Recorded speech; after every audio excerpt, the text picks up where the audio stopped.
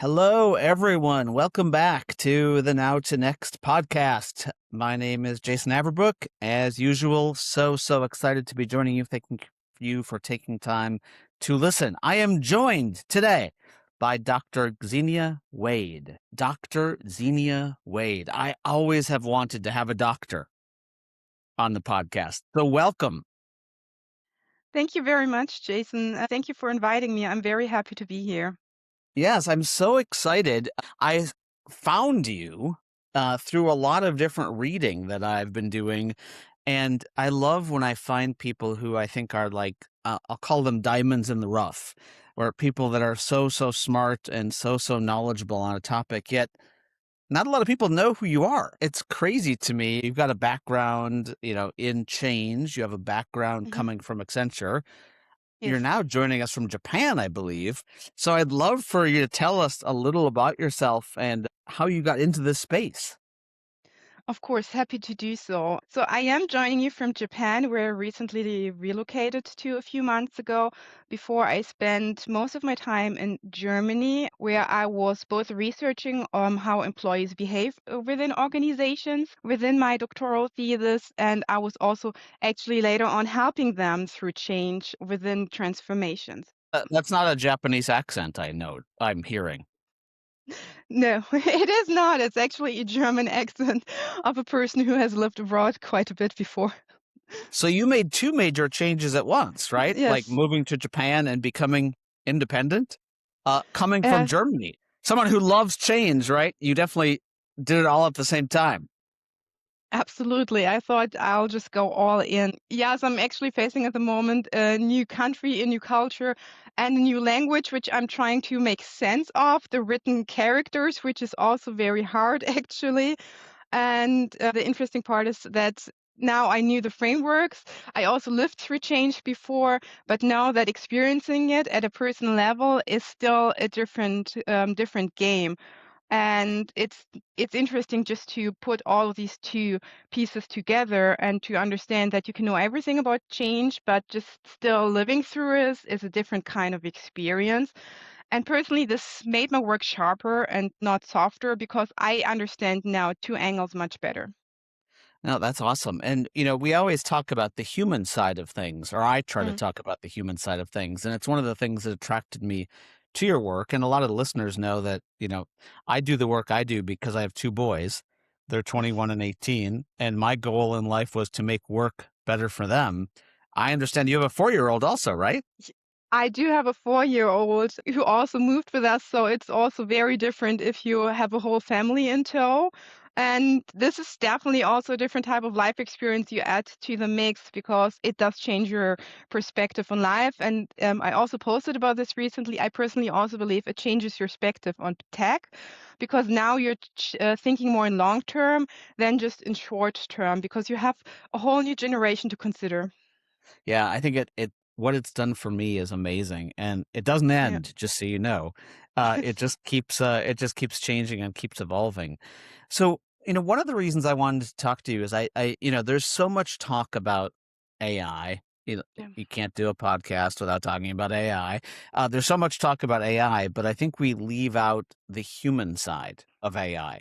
And you've been so good at creating your brand and writing about that. I'm curious as to kind of what drew you to the human side of change, and now with AI being the accelerant, why the human side is so fascinating to you? Because I think so many people are good at the tech and they're just terrible at the human. It's a terrible thing to say, but I believe it's true. Yeah. So actually, I came from the human side first, back during university, mostly during my PhD. So my PhD was in human resource management, where I was studying how employees learn from each other, particularly when they have an age gap. And that helped me to understand that there are so many factors within the workplace that impact how humans interact with each other, how they learn, that it's not just simply one person's telling somebody else something and then they learn and absorb it and can apply it, but that there might be barriers to it, that you need foundations so this works well. And that was like the academic groundwork which I was laying. And to admit, I'm also a little bit of an academic nerd, so this never goes away. I still love reading a good study. And then I moved into digital transformation where I was doing like the groundwork, where I was actually working in large enterprise digital transformation and was leading the change management parts of it. So everything from end to end, setting up the strategy, actually also carrying it out, talking to different stakeholder groups, all of this. And this really made me become even more aware of this, how important the human side is within technological transformations. And at the same time, and almost ironically, how underinvested it is and how neglected it is. Yeah, I think I love that you said that and hate it at the same time. I love that you called it out, but I hate that Yeah, it's neglected. And, yeah. one of the things that and I'm just going to start with this term that hits me all the time is psychological safety. And as a human who understands English, I know what psychological safety means. But Yeah. in this context, when we talk about AI and whether it be adoption or I like to use AI embodiment, like how do we Mm. become more AI? Like, where does psychological safety come into play when it comes to AI specifically? Yes.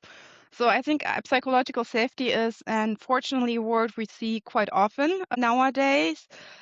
Think sometimes it's not very accurate described because some people think it's like almost this beautiful world where nobody can criticize anybody.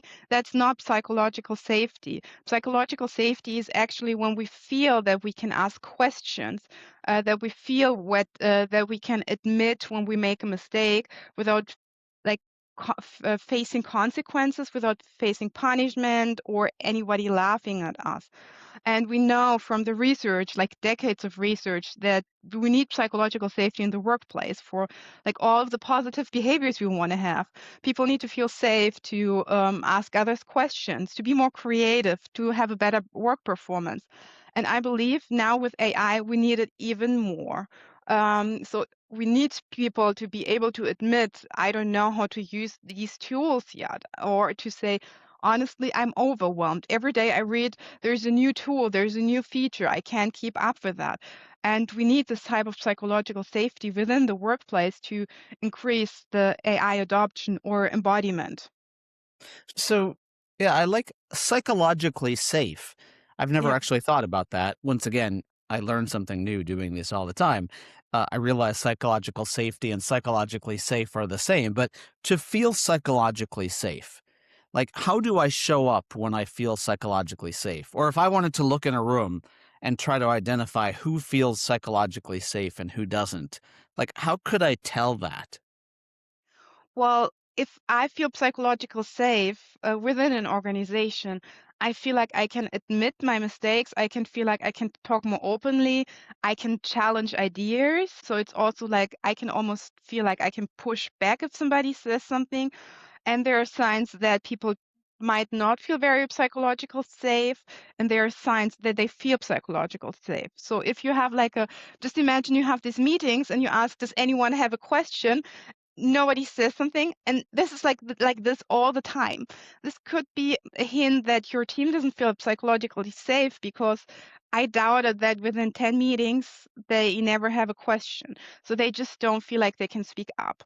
And if they feel psychological safe, they would raise it. They could ask, okay, could you please repeat that? Could you rephrase this in different words? Or what does this actually mean to us? So it's people speaking out loud, voicing their concerns, asking questions, and sometimes also pushing back on ideas of their leaders and saying, hey, I know you said AI is good for this use case. I don't believe so. I have done this work for 2 years. I don't think it works here. Wow. Yeah, no, that's a great way. And I love that Mm, example because yeah. there's so many rooms that you go into Yes. where people don't ask questions or Yeah. don't speak up. And it gets me to something that I think is interesting.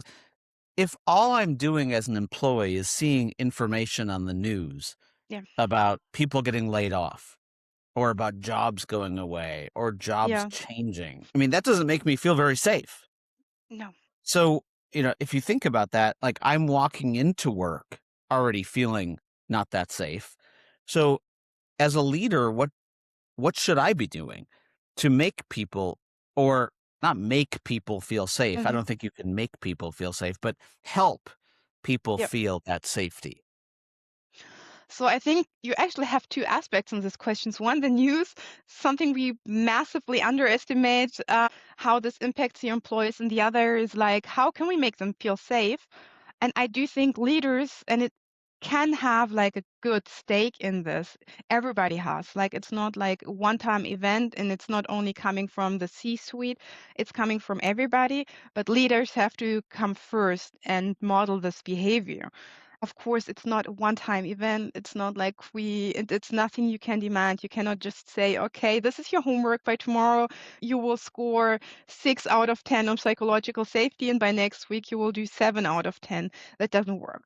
So we have to create it in small moments. We have to create it by people, by giving people space, by leaders also modeling vulnerability out loud. So, for I example, if Yeah, I love that word sorry to interrupt you. I love that word model. yes. So, like, go ahead, continue with your example. Like, when you think about that modeling, what do you do? So I actually have an example because I've been talking to quite a bit senior leaders over the last few weeks, and one of them mentioned how their CIO openly said, I also sometimes don't understand. And she just did describe her words of the CIO as very powerful. Openly admitting that you don't understand something, or with AI, openly just describing how you used it and what worked out, what didn't work out. Maybe even saying, oh, yeah, I have created some AI slop. Do you want to see that? Let's laugh about it. Just creating a positive culture by day, by interaction. But you like you said, it's always on. It's not just coming Yes, from a training class. And one of the absolutely. things that you've said that I loved in one of your readings that I did is that, and I believe this too, that the bottleneck, is human, not technical. Yes, So, I mean, as much as people complain about AI and complain about the tool yeah, not working for them or not giving them the right information or things like that, you're saying that the bottleneck is human. Like, yes. what do you mean by that? I think in the end, a tool needs to be used by humans. It's not any good if you have the tool and nobody uses it. So we need somebody to take advantage of it, to use it in a way that it's also benefiting the company, not only just like logging in to fulfill some requirements. And I've experienced this before in my project works in so many different layers about how politics played out with technology, or how one example was very striking to me. So we had a transformation where one of the solutions, the support for one of the solutions was discontinued. So they had to change the solution. There was no way around it. It's not like you can run a tool without having any vendor support. That would be a catastrophe. So it was like the rationale behind that was like airtight. And what happened was still, there were like engineers who wrote like I think it was about 20 pages letter about how they are not accepting this change and why they are not agreeing to it, even though there was no other alternative to keeping this solution. And this shows us that we had a scenario which was like very rational. We had no way around. We need to have it to have this transformation. And still a person who should know better working in this sphere pushed against it. I was just asked today to do a session on AI to a group of retired teachers. And it got me thinking a lot when we think about kind of the barriers and how much of our barrier do you think is a skill barrier, versus how much of our barrier is tied to fear, how much of our barrier is tied to kind of not knowing where I fit. Because, the way that they framed this up to me is, hey, I can't wait for you to come speak to us in September. All of our people are scared of AI. Mhm. So, I what do you think think causes that uncertainty or that scare? mm, And when people say yeah. scared, it it scares me when people say they're scared. And it's interesting, right, that this word people being scared and fear, I hear it so often nowadays. I heard it before. I've been working in change for years, but not as many times as I hear it now. I was actually recently talking to somebody and he said, "We have a culture of fear." And this word really stuck with me and I still think about it. How many companies have created this culture of fear and it's very hard to move through a culture of fear and it's very hard for employees to have a positive outcome to use a tool around where there's a lot of fear around. Yeah, I mean, can you imagine being in a place where everyone's scared all day long?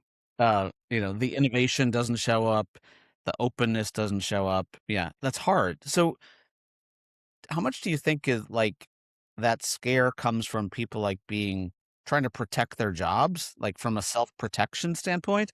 Or do you think it's just, I mean, we've been through technology changes before. Sorry, I get a little excited about this stuff. I mean, we've gone from DOS to Windows and people had to use a mouse.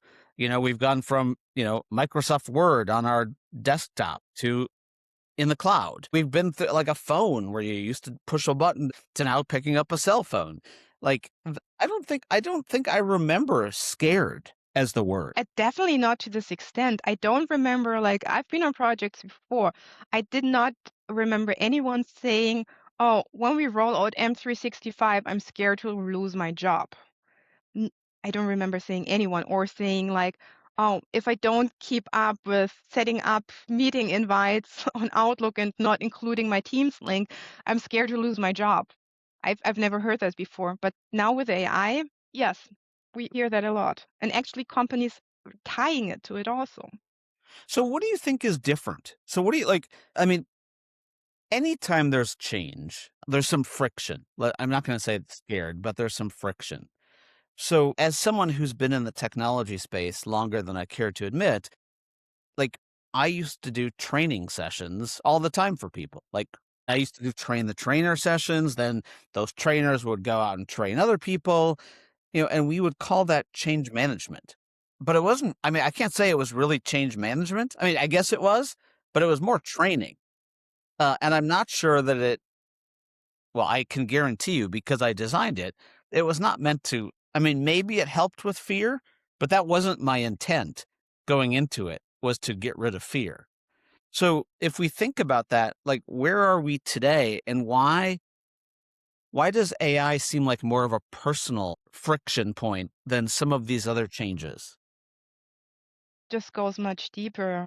It kinda almost replaces some of the tasks we were good at before, or we built a whole career on before. It can So be it is done making now. people feel vulnerable, you're saying. Yes, it does in so many ways. It's not only feeling vulnerable that they can be replaced, it's also vulnerable about like, I used to do that before. Who am I if I have to change my ways of working now?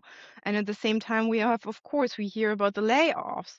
We have these announcements like weekly almost. So there's even this external threat of losing your job, like almost like the basic layer of this Maslow hierarchy. This is Yep. now targeted. We didn't have that before, at least not to this extent.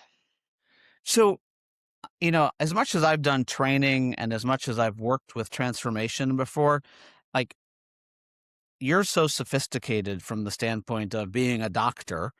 I'll call you the change doctor or the doctor of change. Like I never went through any formal training when it comes to that. But there has to be some things from traditional change management that still carry forward, even though this is different. Are there some things that you can call out? Because there's so many people struggling with how to do this, yet it's not the same playbook. Yes. So I do think we can pick a lot of the traditional change management because a lot we still need. We need this traditional stakeholder management. We need to understand who's involved, who's in which relationships, informal, formal structures. The role of communication is still important, or also like a change agent network or change champions, depending what you want to call it. So those are still valuable. You're saying those are Those are still still valuable. valuable. I still believe in them.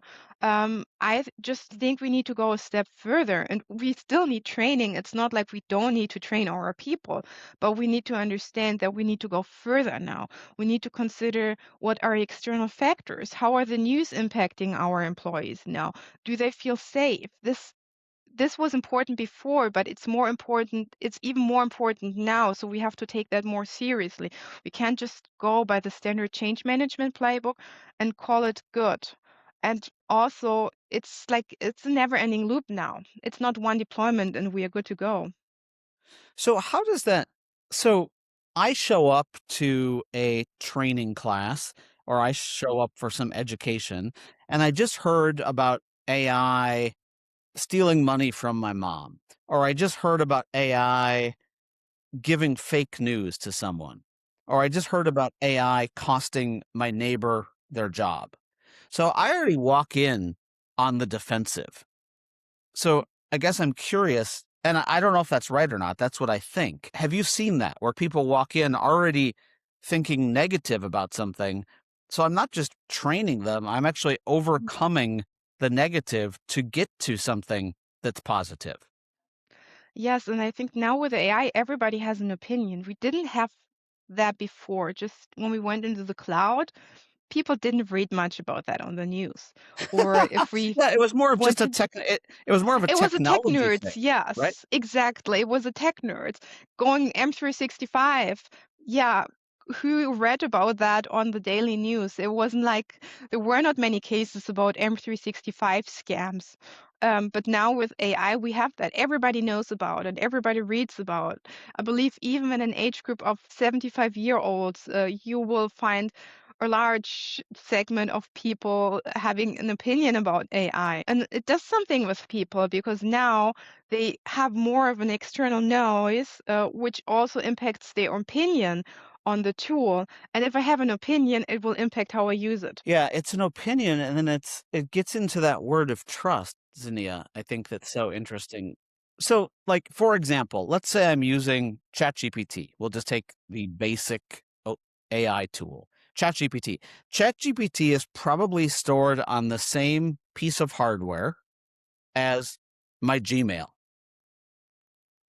but I trust my Gmail for some reason, but I don't trust ChatGPT. Like, what is it about AI that's causing people not to because I mean, what I just showed is it's just a piece of software sitting on a machine stored in the same spot. I know, I know. I would say it's actually a lot. It's a lot around that. And some of the criticism, it is valid. I don't want to just like minimize it and say it's not valid. It's like we have everything which is around it. We have the data centers now. People know people in neighborhoods where data centers will be built. This is impacting their opinion about the tool, which they might not have with Gmail, for example. There are like all these misuse cases everybody knows about now also. Of course, you also had hackers before with the other tools, for example, Didn't I had but it's misuse cases with email, you didn't had I? misuse Like, cases, yes, but it's still different. It's still impacting the employees differently because I think it's just so many of these cases, so many from different angles. It's the environmental factors, it is the authors criticizing that their books have been used, it's deep fakes, it's even as heartbreaking as the teenage cases where they're just taking their lives. It's all of these, it's like it's not one puzzle piece, it's so many which builds a negative image for many people while they can't wrap their head around the positive impacts. So I think yeah. there is an imbalance. So I want to talk about that because the positive. I mean, if everything about this was bad, we wouldn't do it. Like, there are positive impacts. I mean, we are curing diseases. You know, we are being able to work and learn and understand in different kinds of ways than we ever have before. It's different. I didn't say it's the same. It's different, but it goes back to trust. And I oftentimes think about people don't trust governments anymore. They don't trust companies anymore. They don't trust schools anymore. So therefore they don't trust AI. So like when we think about trust, like what does trust look like? How do I know? I mean, I'm sure there's assessments and things I can do, but how do I know if trust is there? Yes. I mean, that's a whole different spiel. Like, what is how institutional trust is declining. And we know that. It's like, and things don't happen in a vacuum. It's not like, oh, trust is declining in institutions, but now with this one specific area, it's great and everybody's happy about it. It's you have an overall sentiment and it just builds into the sentiment. And with trust, I do believe that trust can be rebuilt. I don't think it's like something which is broken forever and that you can't fix it. And I also believe that companies can try to fix it, even with all the external noise, because, like I mentioned, a lot of the negative things about AI, but I love it. I use it every single day, and I found it very useful if you know how to use it in a positive way. I think it's amazing. And I believe that companies can work with even though external noises and still get their employees to have a positive opinion about AI by rebuilding it, by acknowledging what is happening in the outside world and not ignoring it. Just saying, I know you read the news. I know that another company is laying off, but we're not going to do that. We're not letting you go. And if we are, we will do it in the most transparent way and not just like asking everybody to stay at home and then lay off at the 8,000 people within a day. Yeah. No, and Zinnia, I think that messaging is so Yes, important here. absolutely. So, I hear people every day. I talk to organizations every day that say they're doing AI training, AI Yeah, training, AI training, AI yeah, training. And I ask them about the AI training. In fact, I ask them if I can take it, and it's teaching me how to write a prompt, or yeah, it's teaching me like how to write a follow-up prompt, or it's yeah, teaching me how to turn a prompt into an image or something like yeah. that. Like that's not trust. So, Mm-mm.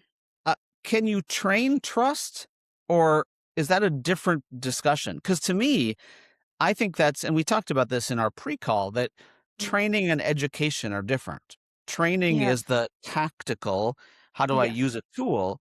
Education is getting me into like, what's the value for me as a human and yeah, building that trust. Did I get yes, that right? Or, I mean, does that yes. make sense?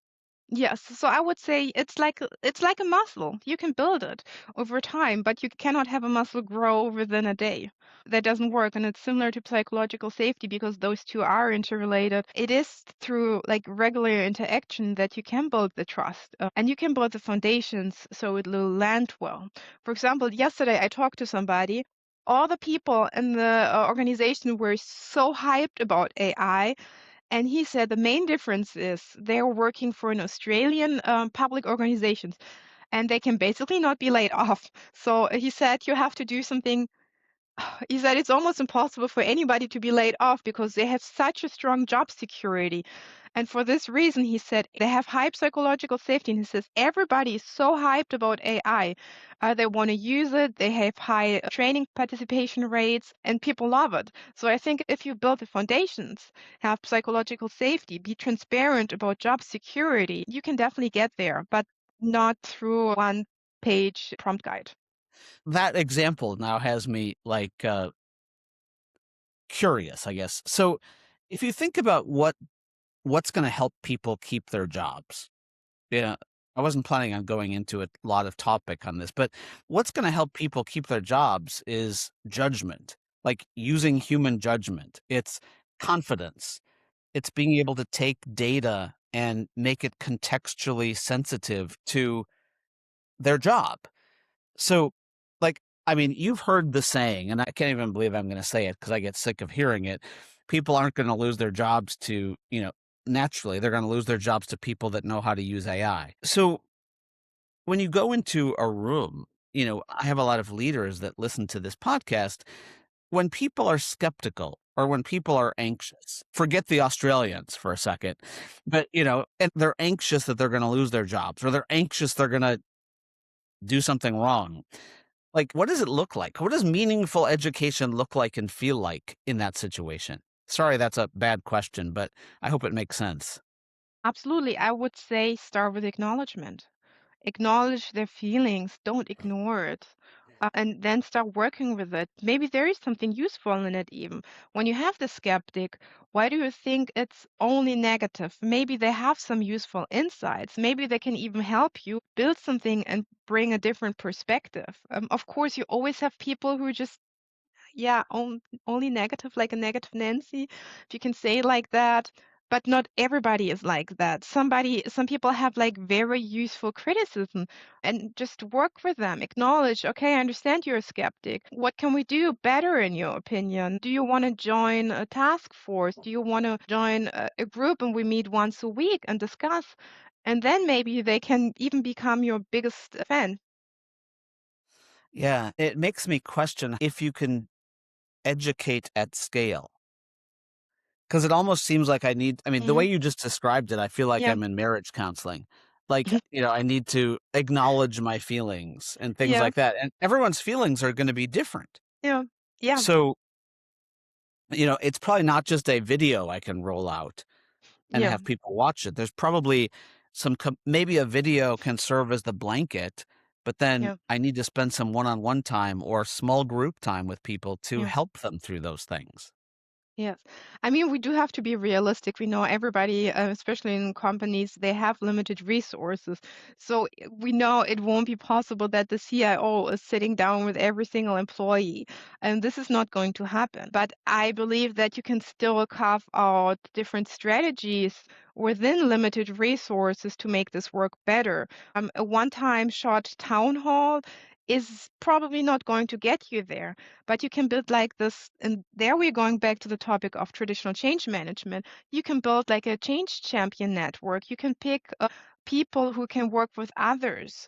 Or something I loved hearing from somebody else, what they have done is they had like one dedicated AI person and she offered teams just to jump into their calls for 5 or 10 minutes to answer any questions. So to their regular team calls. This doesn't take up too many resources and it still provides a face. It still feels more personal and helps you spread the word much better than just having a fancy testimonial video only. It's really a rewiring, isn't it? It's a rewiring of how we work. It's not just a technology transition from one tech to another. It's really a rewiring. And I guess I'm curious, like when you see companies and I don't think I could say there's one company that's doing the same thing as another company. I think they're all completely different. I think in how they're approaching things. And I don't think that's bad. I think there's culture that comes into play. I think there's demographic. There's lots of factors, and I think that's great. But what do you think what do you think companies need to stop doing, I guess? So in the traditional way, like if you were asking me that question, which I know you didn't, but I'm going to answer it anyway, I would say this isn't IT's job. This is not a technical thing. IT is part of it, but IT shouldn't own this component. But I'd love your thoughts, and maybe you disagree with me, which is fine. So traditionally, IT was always owning that, and traditionally we knew that the budget going to change management or people topics was like really limited. I think very often in times numbers is like 5%, sometimes even less. I think we need to flip the proportion. Maybe not to 5% IT and 95% people, because I think that is unrealistic. We need the people side at a bigger scale. We need to understand that the people side is more important. And yeah, So we should say that definitely, the people side is bigger than the technology side. ideally, yes. Yes. And I think that if you don't do that, you have a huge risk. Your risk Yes, goes up yes, substantially if you yes. spend more on the tech than you do on the people. Yes, and also if you just think in numbers, it just makes sense, at least to flip it to some degree, because you will not have any ROI if people not using it. So you're So basically betting your money. so let's get into that ROI for a Mm, second. I yeah, mean, I'm sure you've seen the study that everyone talks about that says yeah, 95% of our AI projects have no ROI. yeah. You know, I mean, it drives me crazy because, like, I can have a selfie stick and Hmm. I could get ROI from the selfie stick, or Yes, I could have a portable phone charger and I could get ROI from this portable phone yes. charger. So I don't really understand that statement, but why do you think people feel that there's no ROI? So one of it is it's not measured. I've actually seen that quite a lot, surprisingly. So nobody's asking. how people use AI, what their time savings, and the other one is that people are just not on board. You will not have much ROI if your people not using the tool, or even in the worst case, they're kind of sabotaging it in a way. They do like token maxing, so they're spending a lot of money, they're burning a lot of money, but there is no significant change in the way they're working.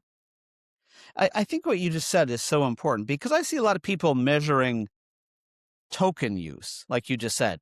I see people measuring tokens or, which, you know, Xenia, your word token maxing, you're so cool using that word token maxing. But I see people using uh, old adoption metrics or old usage metrics to measure ROI. And I think unless you rewire the job or rewire the task, it's really hard to see ROI.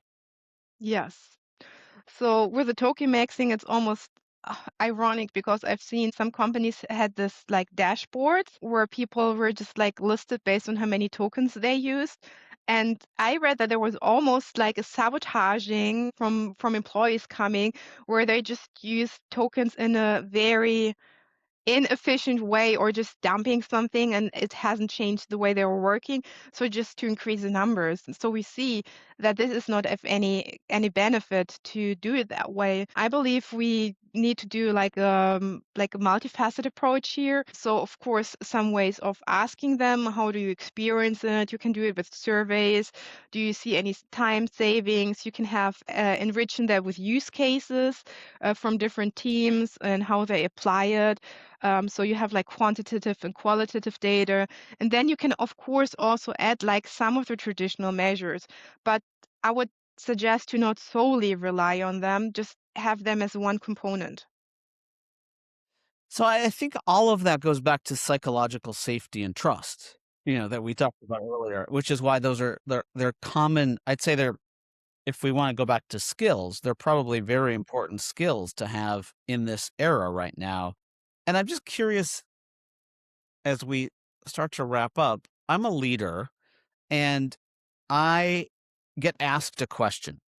Okay. I get asked a question about the future of my job, or I get asked a question about, is my job going to be replaced by AI? Like, how do you recommend that leaders communicate in those situations? Because I think that it's easy to say, "Oh, your job's not going to change." I mean, your job has always been changing. So that's a stupid. I mean, sorry to say stupid. That's not a very great line to say your job's not going to change because it's always changing. But how can leaders communicate in a way that builds that trust and safety? Would you say? Is it honesty? Is it just being honest? Be honest and transparent. If you don't know, say that you don't know. If you have an idea, tell them. I know you are not always allowed to give out information. That's also something we have to consider. But try to be as honest as possible and say, I don't know, or I can tell you right now, we'll try to do our best. I will let you know by when it's possible, and we're trying to work with you. And then also just provide employees like a little bit of space to talk about it. Yeah, and it's probably a little more than a little bit of space, right? It's Yes, probably yes, space to talk about it yes, and keep talking about it and yes, keep bringing it up because yes, we're all kind of in this together and we don't yes, know how it all is going to play out, but absolutely. we're I think that for a leader to paint the fact that they're on that journey to with you, Yes, not watching you, but yes, with you is probably really important. So absolutely. so I'd like to close with like 3 things.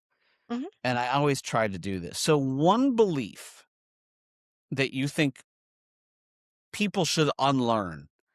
So, let's take the last 3 years of AI Mhm. uh, storm or Mhm. AI this, AI this, AI this, AI this.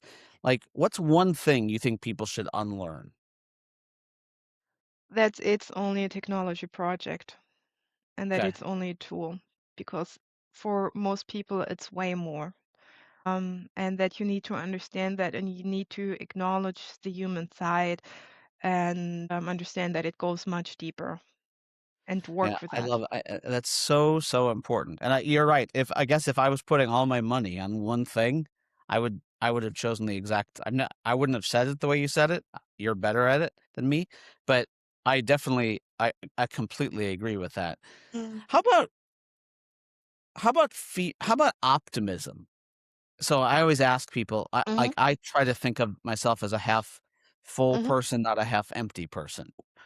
What gives you optimism right now? Because I see a lot of dooming, like, but as someone who tries to be optimistic, it's hard for me because I see all that dooming. But like for me, what makes me optimistic is changing people's lives, like curing disease, learning like I've never been able to learn before, having access to people and being able to find people like you that I haven't been able to find before. Like the relationships that I have because of AI is so much better for me because of AI. But it's not AI, it's the relationships with people. So I'm sorry, I didn't mean to answer the question that I asked. But when we think about what makes you optimistic? and I think you mentioned it so well, and you said we do have a lot of doomsday headlines, and I personally think it's important to acknowledge them, but there are so many benefits to it. You mentioned it, how it helps with the human connection. I personally see it on day-to-day life. Living in Japan, not speaking the language, using technology helps me so much to just get around in my daily life. Translating things, talking to people I was not able to were not able to talk to before because we don't speak the same language. I can do that now, sometimes with That is such a hiccups, great I but it's never thought about working. that. It's awesome. That's such a And great example. yes, and even now, just think with all the technology, everybody's complaining about it. But we're not able to text my parents, for example, who live all the way in Germany 30 years ago. Now they can participate in my life. I can participate with other people. So it is good. It can help us to build new relationships. Get in touch with other people. It can help us with learning new things with increasing fields, people start building apps. They go into vibe coding, what they have never done before, and start with ideas they couldn't have done before. Others become more efficient. We see parents and moms getting more things done with their limited resources they had before. And now with AI, they can start their own businesses. I think that's amazing, and also something we should acknowledge. Besides all of the downsides we have. Yeah, and I think with the downsides, just because you Yeah. brought it up again, it doesn't mean we ignore them. No. We understand them, we acknowledge them, Yes. and then we say, "How do we balance? How do we Absolutely. balance what we could do and what we should do in this Absolutely. moment?" Does that make sense? Absolutely. Yes, it makes sense. And we can shape it. Yeah, we can I love that, shape. It's a very Yes. perfect word, perfect see? Yeah. You're much better. I can't speak Japanese, but I probably can't speak English either, it doesn't seem like, compared to you. But where so just real quick, this was great. Yes, Thank you so much please. for taking the time. Where can people find you? Like, what's the best way to find you, to follow your work, to follow your readings and things like that? So I'm most actively on LinkedIn. I post multiple times per week. I do have a homepage. It's just my name, xeniawade.com, with a blog. I recently launched Substack. I'm not very active there yet, but I'm getting there. And if you're like a transformation leader who's like in the middle of an AI rollout or you're planning to do so, I'm also happy to talk about that and available if you want to take the people side more serious. Oh, I love that, and we'll make sure we put that in the show notes for everyone Perfect. so that they can, get to your website, and, yeah, and Substack's an amazing resource. There's a lot Yeah. I'm always amazed that there's a lot of people that don't know about Substack, but Yeah. there's so much you can learn on Substack. Absolutely. I'm glad that you're there. I try to stay active there as Yeah. well. So, one word in Japanese to wrap us up. Arigato gozaimasu. It means thank you very much. Awesome. Xenia, it was great to have you. Thank you for taking the time in Japan. to join us and look forward to our ongoing conversations. Thank you, Jason, for having me. This was fun. Take care. Yes, it was a pleasure. Thank you.